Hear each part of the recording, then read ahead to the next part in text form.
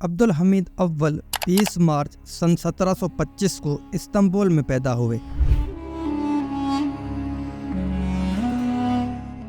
आप सुल्तान अहमद सालिस के दूसरे बेटे, जो कि अपने भाई सुल्तान मुस्तफ़ा सालिस की वफ़ात के बाद 21 जनवरी सन 1774 को सल्तनत उस्मानिया के 27वें सुल्तान बने।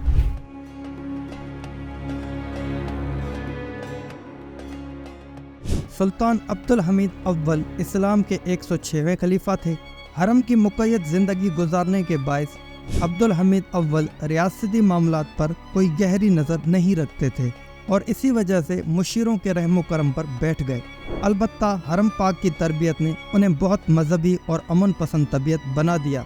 जिस वक्त आप इक़्तिदार में आए उस वक्त रूस के साथ जंग जारी थी। सदर आज़म मोहसिन ज़ादा पाशा उस्मानी फ़ौज की क़यादत कर रहे थे। दौरान जंग कुछ लोगों ने बगावत कर दी और बहुत सी फ़ौज मुंतशिर हो गई, जिसकी वजह से सल्तनत उस्मानिया को बदतरीन शिकस्त का सामना करना पड़ा। रूस की चहलकदमी को रोकने के लिए सदर आज़म ने अल्दवाए जंग भेजा, मगर रूस ने अल्दवाए जंग के बजाय शर्त पर जंग ख़त्म करने के लिए आमादा हो गए।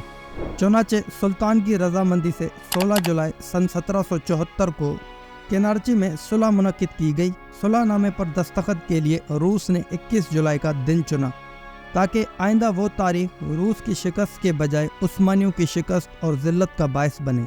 और केनार्ची का मकाम भी इसलिए चुना गया था कि यहाँ पर 1 साल पहले रूसी जर्नल उस्मानियों के हाथों मारा गया था।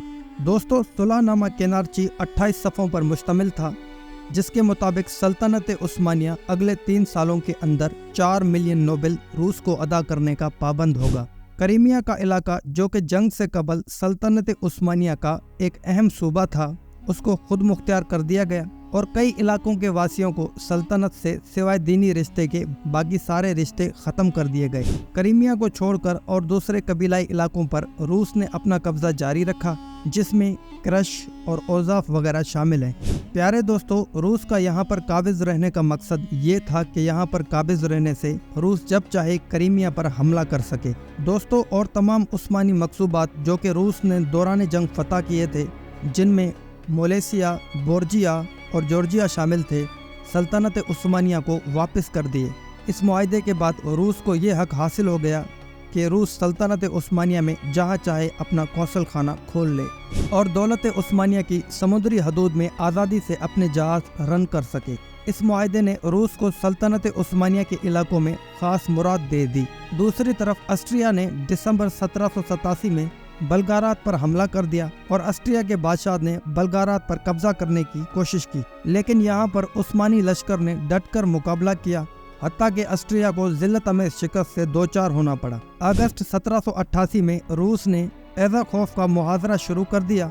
तुर्कों की हैरत अंगेज जाबाजी के बावजूद तुर्की की फौजें रूसियों का मुकाबला ना कर सकी और एक तवील जंग के बाद बिल आखिर उस्मानियों को शिकस्त हुई। प्यारे व्यूअर्स, एज़ाखोफ की आबादी 40,000 लोगों पर मुश्तमिल थी। जब रूसी फौज शहर में दाखिल हुई तो उन्होंने इतना कत्लेआम मचाया कि सिवाय चंद सौ लोगों के, जिनमें औरतें, बच्चे और बूढ़े शामिल थे, सारे शहर को ही कब्रिस्तान बना डाला। अपनी तमाम नाकामियों के बावजूद सुल्तान अब्दुल हमीद अव्वल को सबसे रहमदिल उस्मानी सुल्तान तस्लीम किया जाता है। इनकी मजहबी तरबियत की वजह से लोग इन्हें वली कहा करते थे। अब्दुल हमीद अव्वल के दौर में मिस्र, शाम, मक्का के मौजूदा इलाके और मोरिया में उठने वाली अंदरूनी बगावतों और साजिशों का किला तमाम किया गया। आपने अपनी ज़मीनी और बहरी फौज में तब्दीलियाँ की, एक नया फौजी कोर बनाया, इंपीरियल नेवल इंजीनियरिंग कॉलेज बनाने का सहरा भी आपको जाता है। सुल्तान अब्दुल हमीद अव्वल 7 अप्रैल सन 1789 को 64 साल की उम्र में इस दुनिया से इंतकाल फरमा गए। आपको इस्तांबुल में अपने बनाए हुए मकाम में दफन किया गया।